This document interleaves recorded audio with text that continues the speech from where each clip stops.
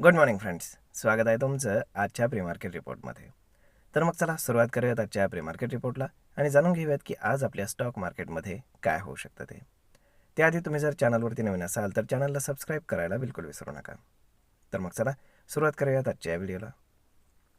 मित्रांनो, आपण जर शुक्रवारी रात्री US मार्केट जर पाहिलं तर US मार्केट हे थोडंसं डाऊन बंद झालं होतं, 0.5% आसपास. त्यानंतर त्यांचे जे आत्ता फ्युचर्स आहेत तर तेही मोस्टली फ्लॅट ट्रेड करत आहेत.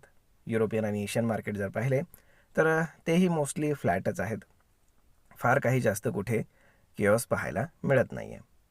तर आता मेजरली आपण जर पाहिलं शनिवार रविवारमध्ये युद्धामध्ये जे काही अपडेट्स आलेले आहेत तर त्याचा मार्केटवरती नक्कीच परिणाम होईल. तर सगळ्यात पहिली गोष्ट म्हणजे की कुठल्याही प्रकारचं सीज फायर झालेलं नाही आहे, सगळ्यांना माहीत आहे. परंतु जे काही स्ट्रेट ऑफ हॉर्मोज आहे तर ते काही देशांसाठी सुरू करण्याचं काम चालू आहे. जसं की प्रत्येक देश इराणसोबत बोलण्याचा प्रयत्न करतोय, त्यांचे ऑइल टँकर्स तिथनं बाहेर काढण्याचा प्रयत्न चालू आहे. तर यामध्ये भारताला यश आलेलं आहे आणि भारताचे जे ऑइल टँकर्स आणि गॅस टँकर्स आहेत तर त्यातले काही टँकर्स बाहेर काढण्यामध्ये यश आलेलं आहे. परंतु हे सगळ्यांसाठीच आहे का, तर तसं नाही आहे. आणि भारताचेही जेवढे टँकर्स आहेत तेवढ्या सगळ्या टँकर्ससाठी आहे का, तर तसंही नाही. तर हे टँकर्स जे आहे तर हे बाहेर काढण्यासाठी प्रत्येक केस बाय केस बोलणं चालणं करून मगच पुढे ॲप्रुव्हलसाठी पाठवलं जातं. म्हणजेच काय की अमेरिकेला तोंडावर पाडण्याचं काम इराण करतोय. म्हणजेच काय की अमेरिका आणि युरोपियन देश जे आहेत तर त्यांचा कुठलाही ऑइल टँकर ते तिथून जाऊ देत नाही आहेत. आता यामध्ये फक्त चायना, इंडिया आणि रशिया असे 3च देश आहेत की ज्यांचे ऑइल टँकर्स वगैरे ते तिथनं जात आहेत. तर रशियाला काही मेजरली गरज पडत नाही, कारण त्यांचं स्वतःचंच ऑइल आहे तेच एक्सपोर्ट करतात आणि त्यांचं काही ते पोर्ट नाही आहे तिथे एक्सपोर्ट करण्याचं. फार फार तर त्यांच्याकडनं काही एक्सपोर्ट होत असेल दुबई वगैरे ह्या ठिकाणी, तर ते तिथनं येत असेल तेवढंच फक्त. परंतु मेजरली फायदा जो होतोय तर तो चायना आणि इंडिया या 2 देशांना होतोय. तर आपली जी डिप्लोमसी आहे तर ती काम करते असं आपण म्हणू शकतो. तर गुड न्यूज तीच आहे आणि त्यामुळेच गिफ्ट निफ्टी इंडिकेट करते की मार्केट साधारण 100 पॉईंटच्या आसपास गॅप अप ओपन होईल. तर मग आता पाहूयात की मार्केट नक्की कुठे ओपन होतं आहे, काय होतं, या गोष्टी फार जास्त महत्त्वाच्या आहेत. परंतु युरोपियन आणि अमेरिकन देशांसाठी ही जी न्यूज आहे ही काही फार चांगली नाही आहे. कारण आपल्यासारख्या देशाला जर बायपास मिळत असेल परंतु त्यांना जर तिथे येऊसुद्धा दिलं जात नसेल तर ती गोष्ट थोडीशी आपण काय म्हणू शकतो, ट्रम्प यांच्या मनाला लागण्यासारखी आहे. आणि जर आपण बोलणं चालणं पाहिलं तर कुठल्याही प्रकारचं दोन्ही देश म्हणजे इस्रायल असेल, त्यानंतर इराण असेल आणि अमेरिका असेल, हे एकमेकांसोबत चर्चा करण्यासाठी तयार नाही आहेत किंवा त्यावरती कुठलाही तोडगा इमिजिएट बेसिसवरती निघण्याची कुठलीही शक्यता दिसत नाही आहे. त्यामुळे आपण जर ऑइल पाहिलं तर ऑइल जे आहे तर ते $100 वरतीच आहे अजूनसुद्धा. आणि भरीसभर म्हणजे जो काही डॉलर इंडेक्स आहे तर तोही 100 क्रॉस करून गेला आहे. त्यामुळे आपल्याला चांदी आणि सोनं याच्यावरती नक्कीच प्रेशर पाहायला मिळेल.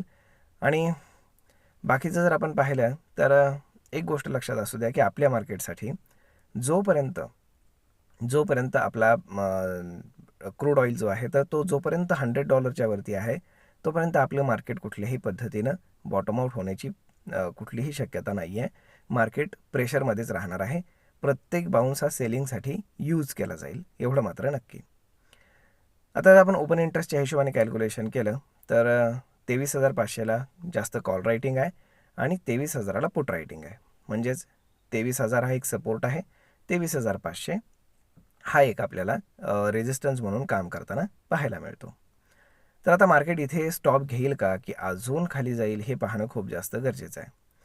परंतु मार्केटमध्ये म्हणण्यापेक्षा पूर्ण जगामध्ये जोपर्यंत इराण ह्या सगळ्या देशांमध्ये किंवा कुठल्याही प्रकारचं सीज फायर म्हणा किंवा मग ॲटलिस्ट ऑइल येण्या जाण्यासाठी स्ट्रेट ऑफ हॉर्मोज जो आहे तर तो जोपर्यंत ओपन केला जात नाही तोपर्यंत ऑइल प्राईस काही खाली येण्याची शक्यता नाही आणि त्याचंच मार्केटवरती प्रेशर राहणार आहे. जसं आपण पाहिलं की युक्रेन आणि रशिया युद्ध गेले कित्येक वर्ष चालू आहे, परंतु त्याचा मार्केटवरती परिणाम फारसा झालेला नव्हता. का, तर तिथे ऑइल हा फॅक्टर येत नव्हता. परंतु इथे जगाचं जे 26% ऑइल आहे तर ते केवळ त्या स्ट्रेट ऑफ हॉर्मोजमधनं येतं डेली यूजसाठी. आणि जर तेच येत नसेल तर फार मोठी गोष्ट आहे, लक्षात ठेवा. त्यामुळे हे जे किऑस आहे तर हे स्ट्रेट ऑफ हॉर्मुझवरती डिपेंड आहे. म्हणजेच त्यांचं युद्ध कितीही दिवस कितीही महिने का चाले ना, त्याच्याशी काही मतलब नाही आहे. परंतु स्ट्रेट ऑफ हॉर्मुझ जर ओपन केला तर ऑइल प्राईस ड्रॉप होतील आणि बाकीच्या गोष्टी मग त्यांचं युद्ध चालेल नाही चालेल ते बाकीच्या गोष्टी आहेत. परंतु इराण एवढे इझिली ते चालू करेल असं बिलकुल नाही. कारण साहजिकच आहे की लढून इराण जे आहे तर ते जिंकू शकतं तर नाही हे त्यांनाही माहीत आहे. म्हणून तर ते कियास क्रिएट करतायत की ते दुबईवरती अटॅक करतात, ते सौदी अरबवरती अटॅक करतात, आसपासच्या जे काही त्यांचे फ्रेंडली कंट्रीज आहेत त्यांच्यावरती ते अटॅक करतात. आणि मग ह्या सगळ्या गोष्टी जर पाहिल्या तर वाटत नाही की एवढ्या इझिली ह्या सगळ्या गोष्टी शांत होतील. तर मग आता पाहूयात काय होते ते. परंतु जर आपण FISDIचा डेटा पाहिला तर तो शॉकिंग आहे. FISनं ऑलमोस्ट शुक्रवारी 10,000 करोडचं सेलिंग केलं होतं, खूप मॅसिव्ह सेलिंग. त्याच्या अगेन्स्ट साधारण 9,900 कोटींच्या आसपास डोमेस्टिक इन्स्टिट्यूशन्सनं बाईंग देखील केलं होतं. तर आता पाहूयात मार्केट कुठे जाऊन थांबतं आहे, कुठे रेस्ट घेतं आहे ते पाहणं खूप जास्त गरजेचं आहे. परंतु जो PCR आहे तो थोडासा ओव्हरसोल्ड झोनमध्ये आपल्याला जाताना दिसतोय. त्यामुळे अजून जरी एखादा छोटासा सेलिंगचा स्ट्रिक आला तरीसुद्धा मार्केट बाउन्स बॅक होण्याची पॉसिबिलिटी आहे. परंतु ते टेक्निकल बाउन्स बॅक असेल. म्हणजेच काय, प्रत्येक बाउन्स जो आहे तर तो सेलिंगसाठी यूज केला जाईल. 23,500च्या आसपास जसं मार्केट जाण्याचा प्रयत्न करेल तसं तसं आपल्याला सेलिंग प्रेशर वाढताना दिसेल. तर होप सो पाहूयात सगळं काही व्यवस्थित व्हावं हीच आपली अपेक्षा. जोपर्यंत युद्धाबद्दल कुठलीही गुड न्यूज येत नाही तोपर्यंत काही मार्केटमध्ये स्टेबिलिटी येईल अशी कुठल्याही प्रकारची शक्यता वाटत नाही. तर मग मित्रांनो, हा व्हिडिओ, ही माहिती तुम्हाला कशी वाटली हे तुम्ही आम्हाला कमेंट करून नक्कीच सांगा. आणि जर आवडली असेल तर आपल्या जवळच्या मित्रमंडळींसोबत देखील हा व्हिडिओ तुम्ही शेअर करायला विसरू नका. धन्यवाद.